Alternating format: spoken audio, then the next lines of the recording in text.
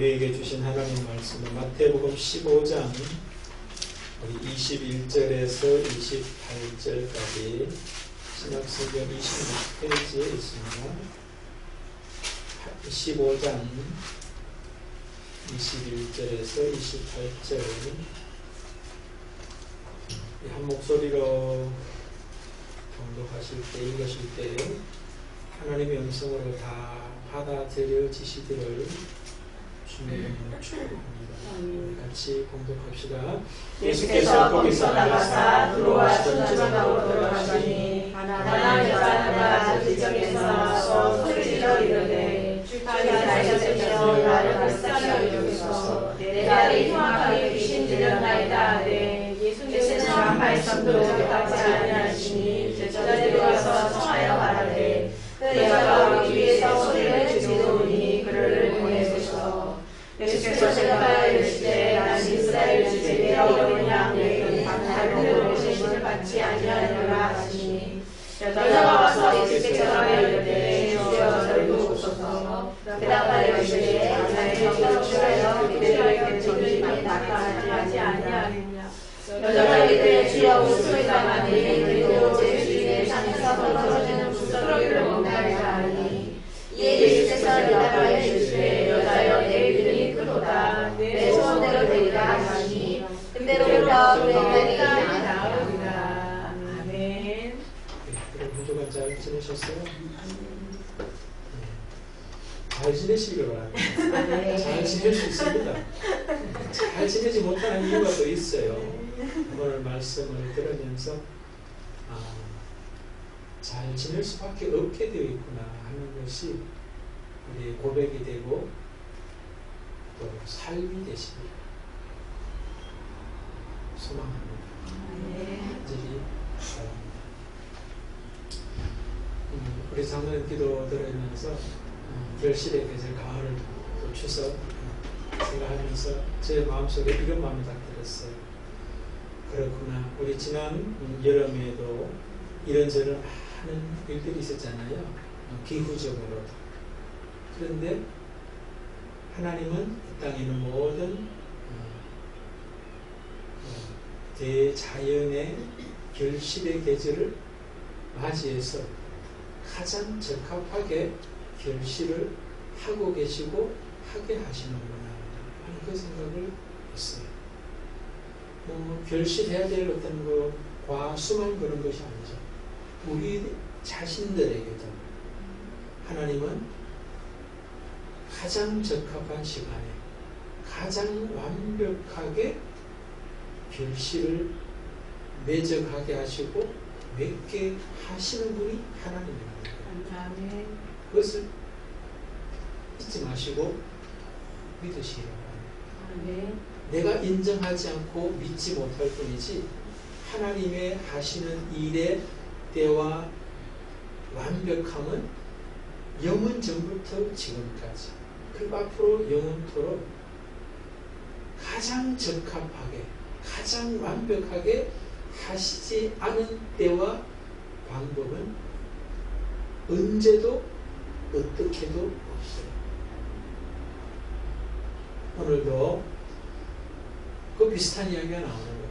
가장 완벽한 때에 가장 완벽한 방법으로 가장 좋은 것으로 일하시는 예수 그리스도의 모습이 보여지고 있어요.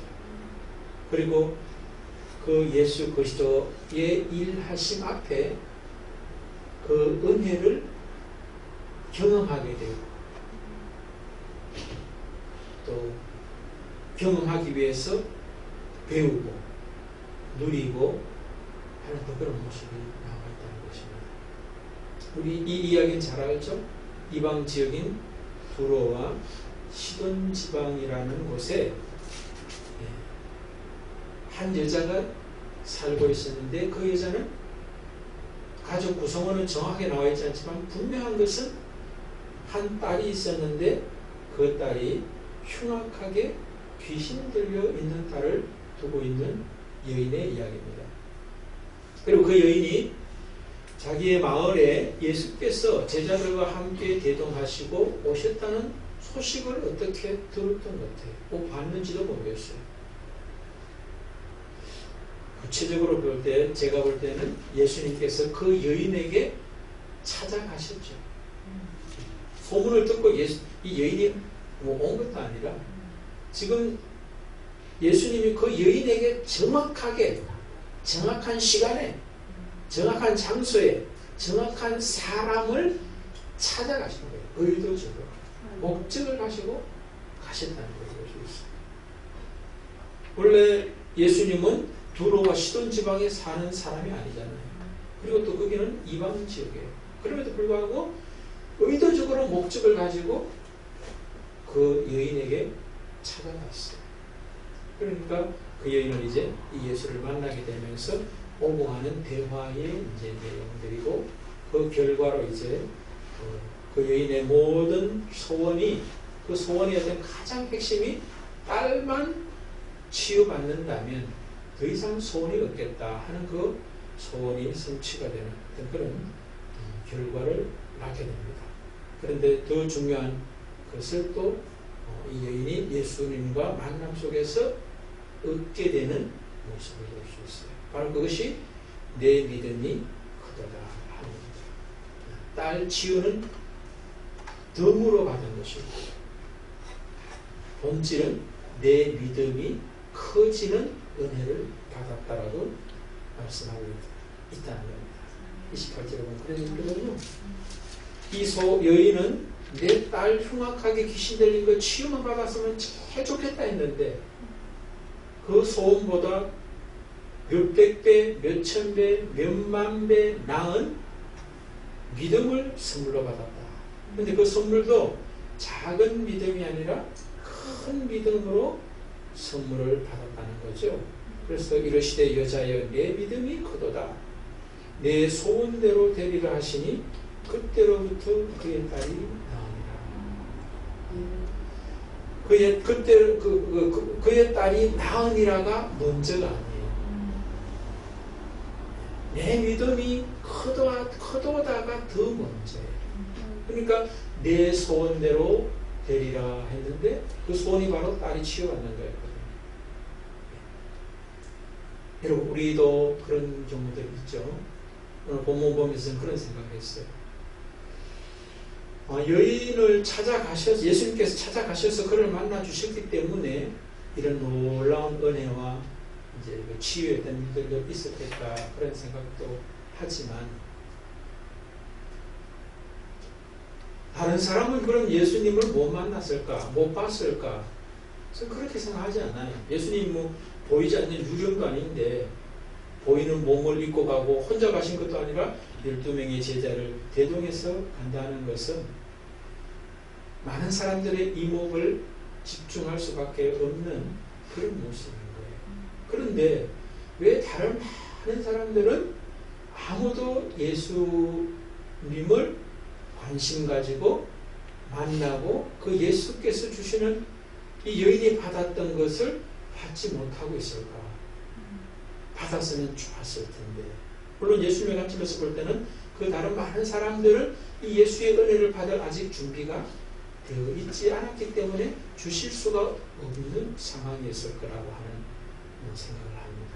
다른 본문들도 성경을 보면은 다들 준비가 되어 있는 사람은 오늘 처음 만난 사람에게도 바로 예수께서 많은 은혜를 주셨던 걸 볼 수 있거든요.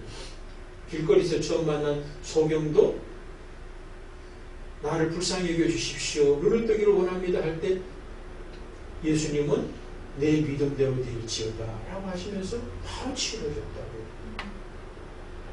그런 점에서 볼 때 다른 많은 사람들은 예수를 관심 가지고 만나야 될 이유를 가지고 있지 않았다는 겁니다.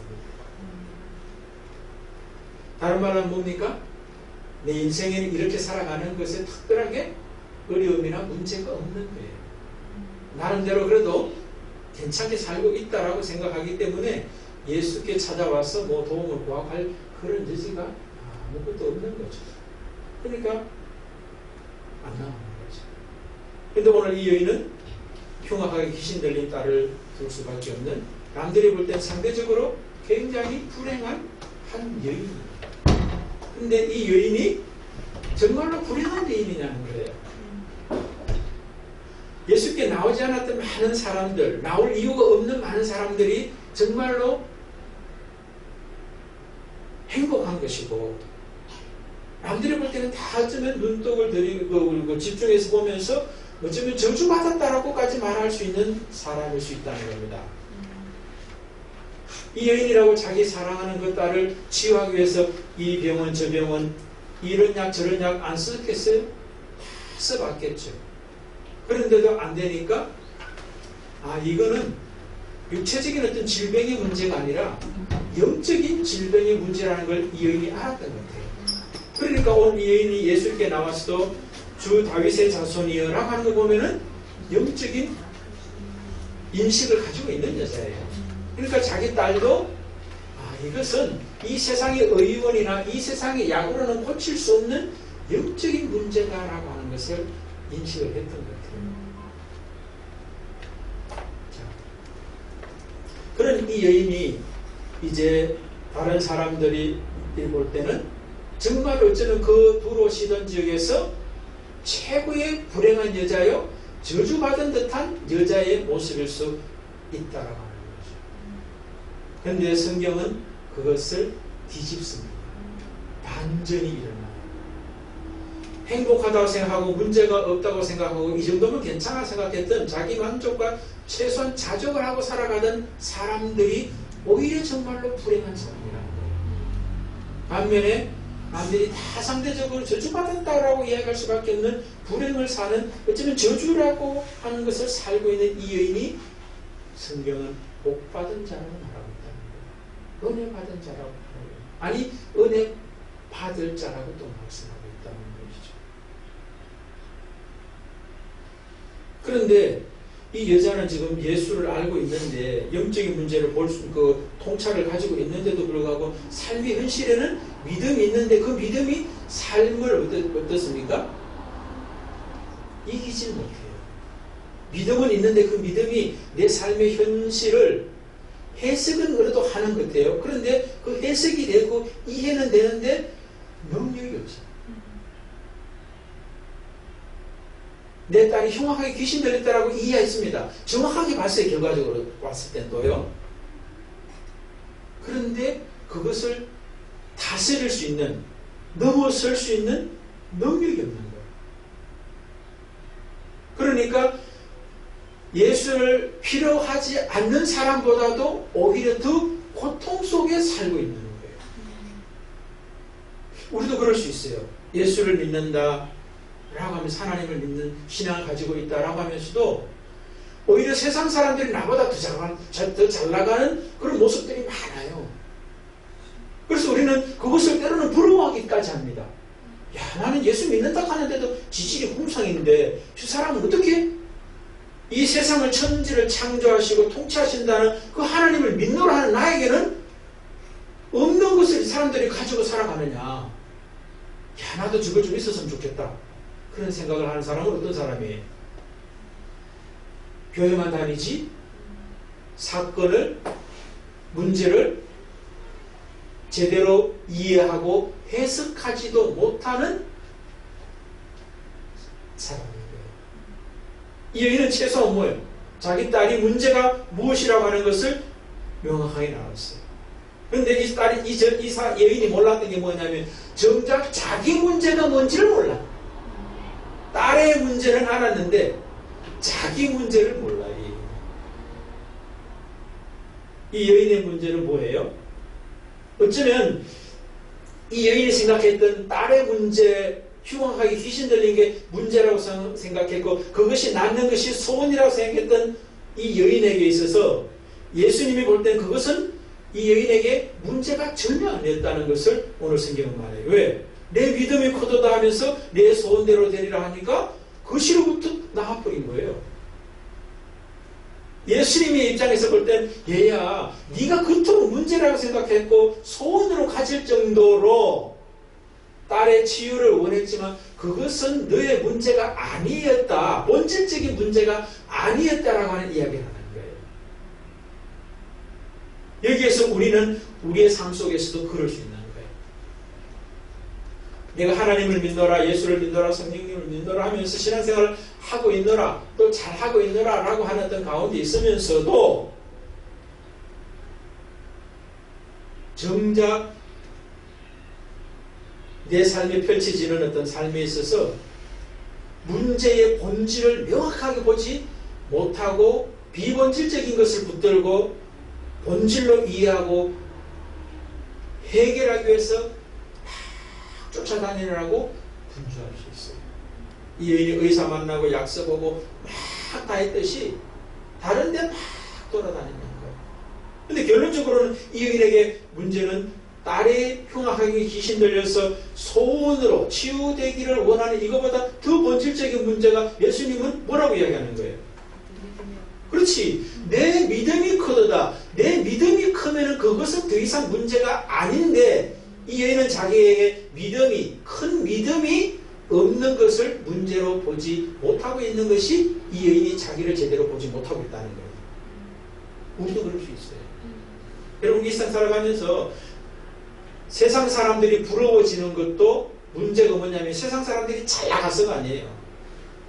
내 속에 흉악하게 귀신 들린 딸이 있는 여인처럼 나에게도 이런 문제 저런 문제 이런 어려움 저런 어려움 정말 내가 이 세상 쫓아다니면서 해결할 수 없는 것조차도 그것이 문제의 본질이 아닐 수 있다.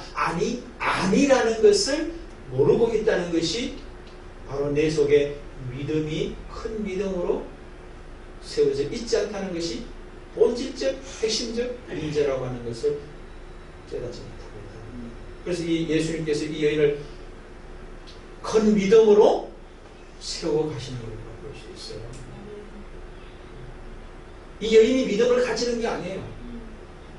이 여인이 믿음을 가질 수 있도록 큰 믿음으로 예수께서 세워가는 거예요. 이 여인이 자기 딸의 문제를 흉악하게 귀신 들린 문제, 영적인 문제라고 하는 것은 알았지만 이 사람에게 뭐가 없었냐면은 그랬다면 최소한 예수에게 먼저 찾아오는 결심은 왜 없었을까요? 행동은 왜 없었을까요?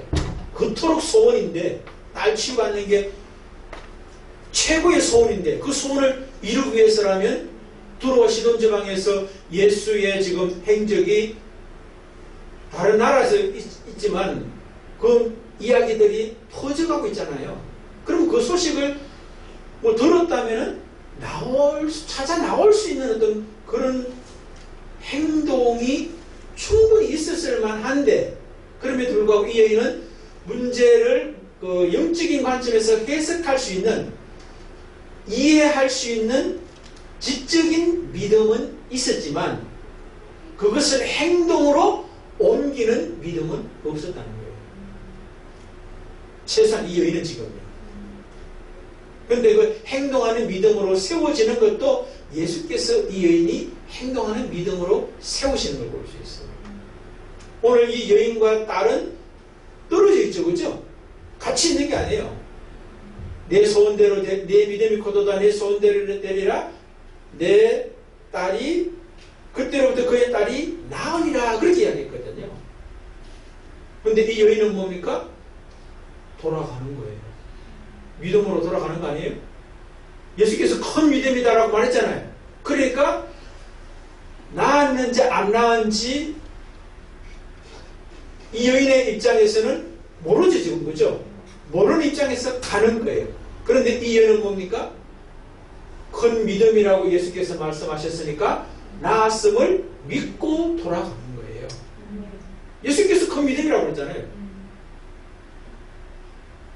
그러니까 이 여인이 나았다는 것을 믿음에서 갔는지 안 갔는지는 예수께서 보증하는 믿음으로 갔다는 걸 알 수가 있는 거예요.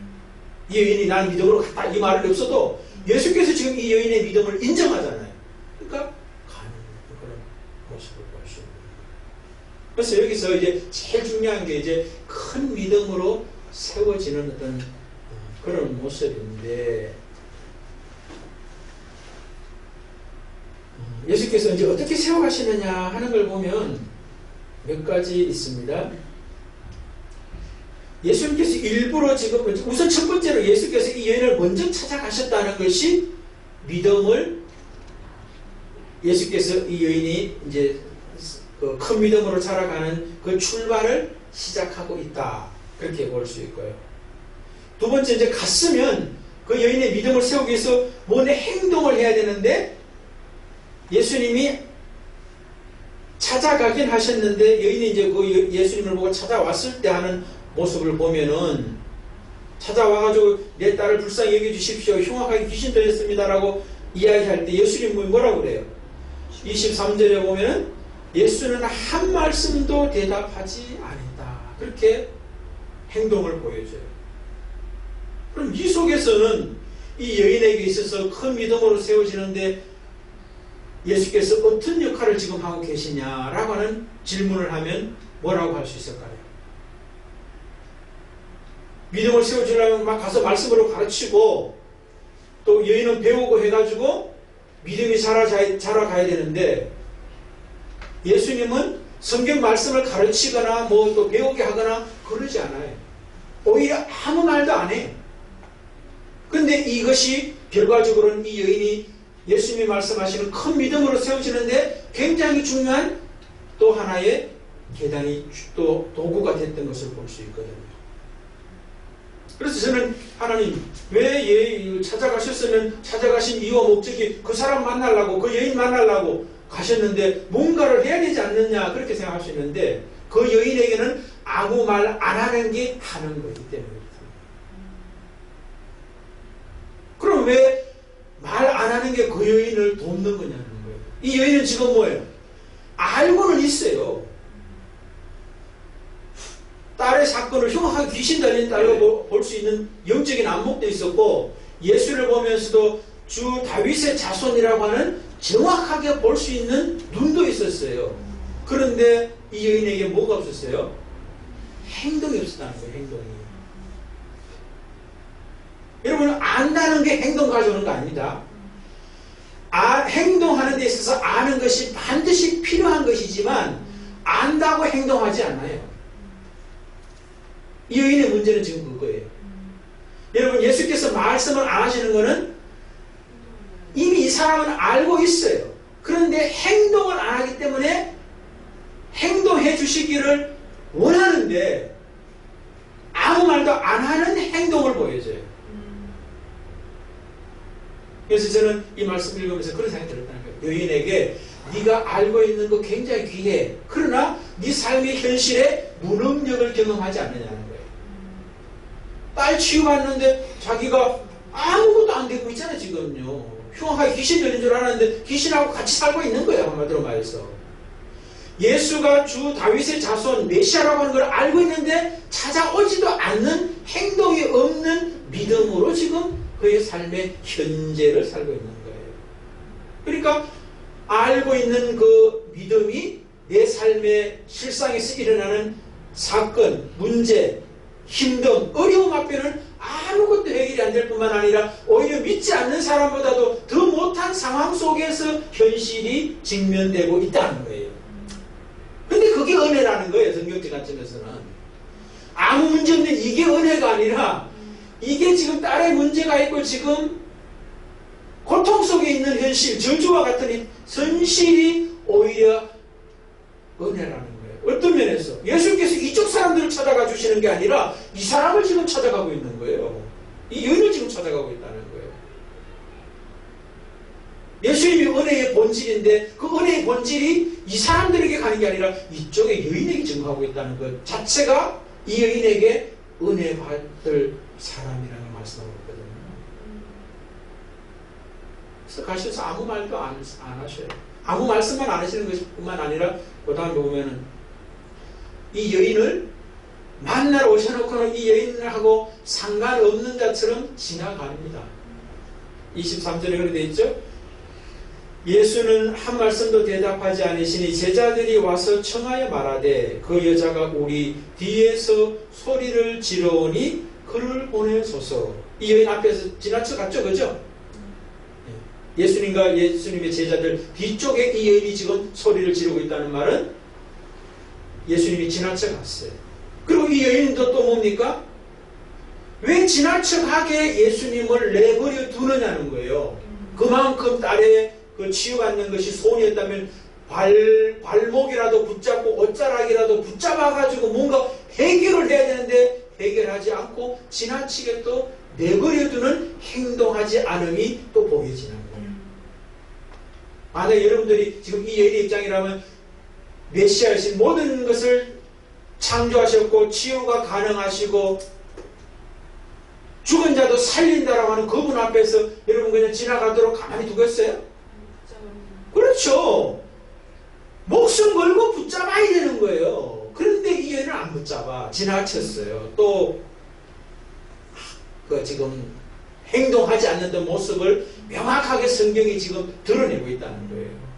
여기서 우리는 이해할 수 있는 게 뭐냐면 오늘 우리에게도 마찬가지예요. 신앙생활을 오래 하고 많이 배워서 알고 있다. 이게 중요한 게 아니에요. 그런데 많이 배웠다 합시다.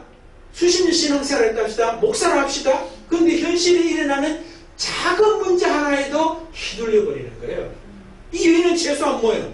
흉악하게 귀신 들린 이 세상에서는 고칠 수 없는 문제 때문에 휘둘리고 있는데 우리는 작은 문제 하나 가지고도 막 힘들린다는 거예요.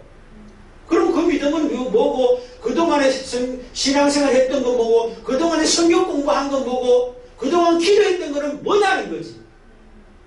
다 헛짓거리 했다는 거예요. 쓸데기 없는 짓거리도만 수십 년 해왔다라고 하는 이야기예요. 그런데 많은 경우가 여기에 속할 수 있다는 거예요.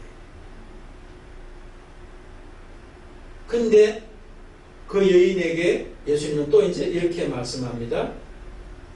여러분 24절 한번 같이 한번 읽어보십시다. 예수께서 대답하여 이르시되 나는 이스라엘 집에 잃어버린 양 외에는 다른 데로 보내심을 받지 아니하였노라 하시니 이 말씀 읽으면서 이 말씀이 지금 누구에게 한 이야기예요?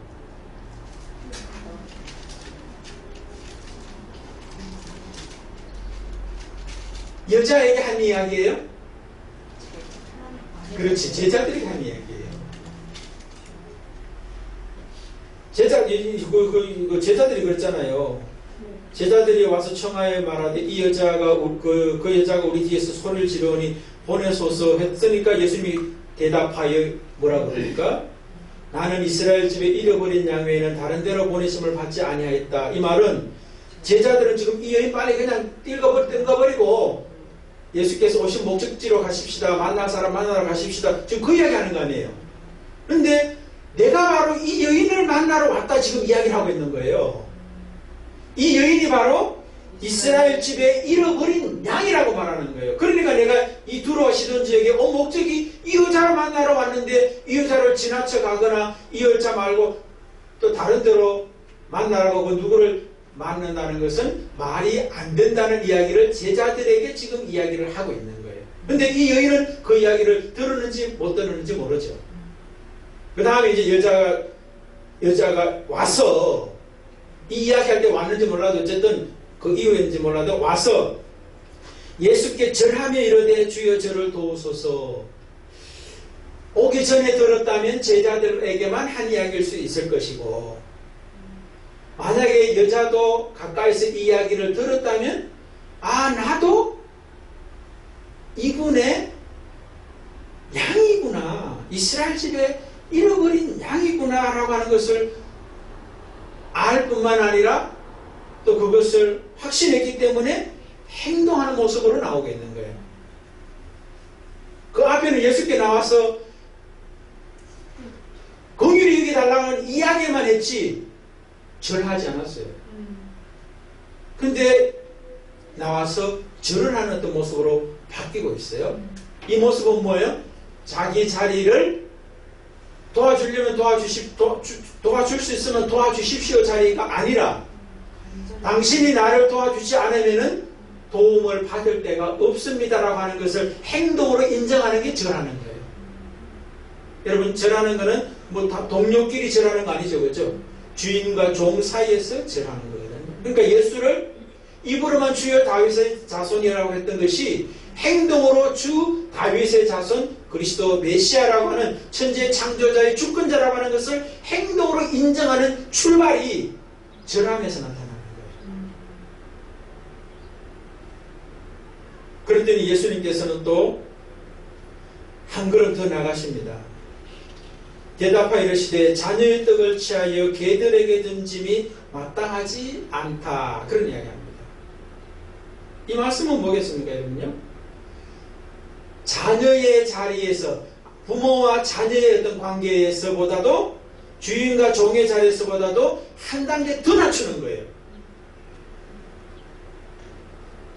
개라고 하는 거죠. 짐승이라고 하는 단계까지 나가게 되는 것을 봅니다. 그랬더니 여자가 이르되 주여 옳소이다마는 개들도 제 주인의 상에서 떨어지는 부스러기를 묻나이다. 이 여인은 이제 제일 처음엔 알고 있는 믿음에서, 지적인 어떤 이해의 믿음에서, 그것이 삶의 현실에서 일어나는 문제 앞에서는 완전히 무력한 삶의 현재를 경험하다가 예수께서 찾아오시고 아무 말씀을 안 하심으로 여인을 무시하는 듯한 어떤 그런 모습, 그 다음에 이스라엘의 어떤 그 집에 잃어버린 양을 위해서 왔고 왔다 가는 이야기를 하면서부터 이제 이 여인은 절하는 어떤 엎드려 절하는 어떤 모습으로 행동이 시작되면서, 행동이 시작되니까 그 행동의 끝까지를 밀어붙이는 걸 볼 수 있어요. 어쩌면 절하는 데서 끝날 수도 있잖아요. 근데 거기서 끝나지 않고 너는 개야, 너는 짐승이야 라고 하는 자리까지 밀어붙이는 거예요. 그러니까 한 인격체로서 인정하는, 종도 자녀도 인격체잖아요. 근데 짐승이라고 하는 본능대로 살아갈 수밖에 없는 개라고 하는 그 위치까지 예수께서 밀어붙인다는 것은 그 여인에게 예수 그리스도의 주권과 절대성, 능력, 이것이 은혜, 이것이 얼마나 그의 그 내면 안에 자리 잡게 하시고 있느냐를 볼 수 있다는 거예요. 한마디로 전인격적으로 동의할 뿐만 아니라 내 본능도 동의할 수밖에 없도록 만드신다는 거예요. 믿음의 모습이 지적 이해의 모습에서 넘어서 감정적 동의를 넘어서 의지적 행동을 넘어서 개의 자리까지 본능적으로 응답해 갈 수밖에 없는 자리. 여러분, 우리 신앙생활 하다 보면요, 어떤 사건을 만나면 이해 타산을 많이 하면서 우리의 생각을 사용해요.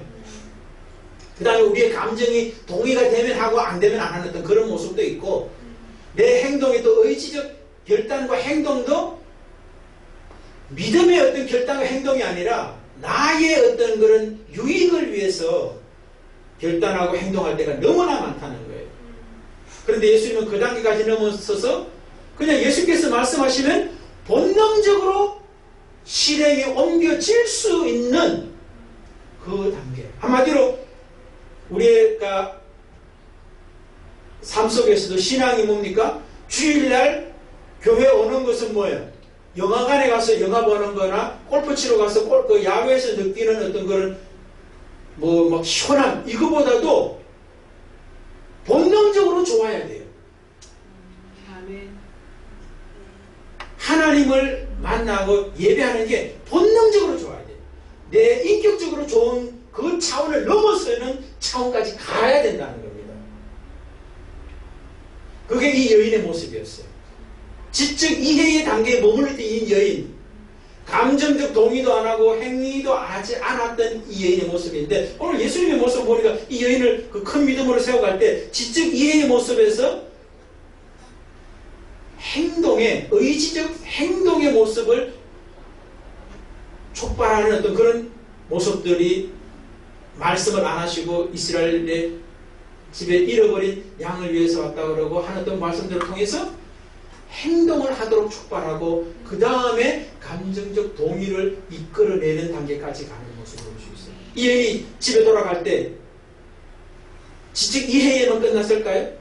의지적 행동, 그것이 그 자리에서 끝났을까요? 앞으로는 귀신 들린 딸의 문제보다 더 큰 문제가 있어도 주 다윗의 자손 예수 그리스도를 믿는 큰 믿음을 가지고 있으면 내게는 문제가 안 되겠구나라고 하는 감정적 동의까지를 가지고 돌아갔다는 거예요. 이게 진짜 믿음이라는 거예요. 근데 우리의 믿음도 어쩌면 이 여인의 믿음처럼 지적 이해에서 이해가 많으면은 내 믿음이 크다, 크려니 컸을 거야, 클 거야, 그렇게 생각하면서 산다는 거지. 그런데 현실의 작은 문제 앞에서도 그냥 요동치는 믿음인데 그 믿음이 내가 지금 제대로 된 믿음이 아닌 줄도 모르고 살아가고 있고 큰 믿음이라고 생각하고 착각하고 살아가고 있는 것도 모르고 살아간다는 거예요. 그래서 여러분들 믿음은 교회 오래 다녔냐 직분이 뭐냐 이것이 판가름하는 게 아니라 내 인생의 현재 일어나는 문제의 크기가 어느 정도이냐에 내가 흔들리느냐 안 흔들리느냐를 보면 돼요. 감기 걸렸는데도 코로나 걸렸을까봐 죽을까봐 걱정하고 있다. 감기 정도도 안 되는 믿음이에요. 아시겠어요? 그러니까 어디 가서 믿음 자랑할 필요 하나도 없어요. 내가 목사네, 장로네, 권사네, 집사네 할 필요 하나도 없어요. 신앙생활 50년 했다? 오히려 부끄러운 줄 알아야 돼요. 50년 동안 60년 동안 뭐 했냐는 거지. 그동안 교회 갖다 바친 돈이 얼마고 그 다음에 갖다 바친 시간이 얼마고 거기 투자한 게 얼마인데 아직까지도 그렇게 헤매고 앉았냐는 거예요. 근데 오늘 예수님은 이 여인이 예수님께 나올 수 있게 하는데도 필요했던 게 뭐예요? 그 딸이 흉악하게 귀신 들렸던 거예요. 만약에 이 여인이 흉악하게 귀신 들린 딸이 없었다면 예수가 그 사람 앞에 가도 나오지 않아요. 만나주지 않아요. 다른 사람들처럼 내 삶에 이 정도라면 뭐 넉넉하고 충분해. 문제 없어. 뭐 문제 있다면 다른 사람도 뭐 이 정도 문제는 있잖아? 나는 그 사람보다 낫잖아? 생각하면서 예수를 눈여겨보지도 않고 그들도 보지도 않아요. 자기 인생 살아가는 거예요. 근데 그렇게 살아가는 것이 행복인 줄 알고 뭐 이 정도 살면 됐다라고 착각하면서 그냥 살다가 죽어버리는 거예요. 근데 그 죽으면 죽은 것이 아니라 예수 없는 죽음은 지옥인 거예요. 예수 없는 죽음은 지옥인 거예요. 여러분 지옥이 뭐 불타기 때문에 지옥이 아니라 예수 없으면 지옥이에요. 우리도 예수 믿노라 하면서도 예수 믿노라 생각했는데 지옥을 순간순간 살잖아요. 그런데 그 지옥을 내가 산다는 말은 내 믿음이 아직까지 큰 믿음으로 나아가지 못했다라고 하는 것을 예수께서 끊임없이 보여주시면서 큰 믿음으로 나아가야 된다라고 하는 것을 말씀하시고 촉구하시고 이끄시는데도 불구하고 응답하지 않고 참여하지 않고 헌신하지 않는다면 우리 인생도 교회만 70년, 80년, 90년 다니다 그냥 끝나버려요. 그래서 여러분 우리가 진짜 예수님께서 이 여인을 사랑하셨다는 우리가 어떻게 알 수 있냐면은 그 여인에게 이 흉악한 귀신은 은혜의 선물이었어요. 그러니까 우리의 일상에서 일어나는 여러분들에게는 어떤 사건들 있잖아요. 크면 클수록 은혜예요. 그걸 아셔야 돼요. 우리는 작은 것도 없어야 된다고 생각합니다. 그런데 작은 것도 없으면 좋은데 작은 것에도 흔들리면 나잖아요. 그러니까 작은 것에서 흔들리지 않는 사람은 당연히 어떻게 되냐면은 큰 것이 와도 그것을 흔들림의 대상으로 바라보는 것이 아니라 은혜의 대상으로 바라보게 되는 사람이 큰 믿음이라는 거지. 근데 그 믿음으로 나아가는데 우리가 할 수 있는 것은 아무것도 없고 예수께서 전적으로 처음부터 과정과 마지막까지 이끌어 가실 때 우리가 할 수 있는 것은 그분에게 순종하는 거예요. 지적 이해의 순종, 그 다음에 지적 이해의 순종에서 의지적 행동의 순종, 의지적 행동의 순종에서 감정적 동의를 할 수 있는 순종의 자리까지 가게 된다. 그리고 그 다음보다 한 단계 더 넘어서 본능적으로 순종할 수밖에 없는 단계까지 가게 하시는 모습이다. 그러니까 여러분의 저는 본능적 믿음이 진짜 믿음이에요. 그게 큰 믿음이에요. 인격적 믿음이 큰 믿음이 아니라 본능적 믿음, 본능도 예수께 순종할 수밖에 없는 그 믿음이 진짜다. 그 은혜를 사시기를 주의 이름으로 축복을 드립니다. 아멘.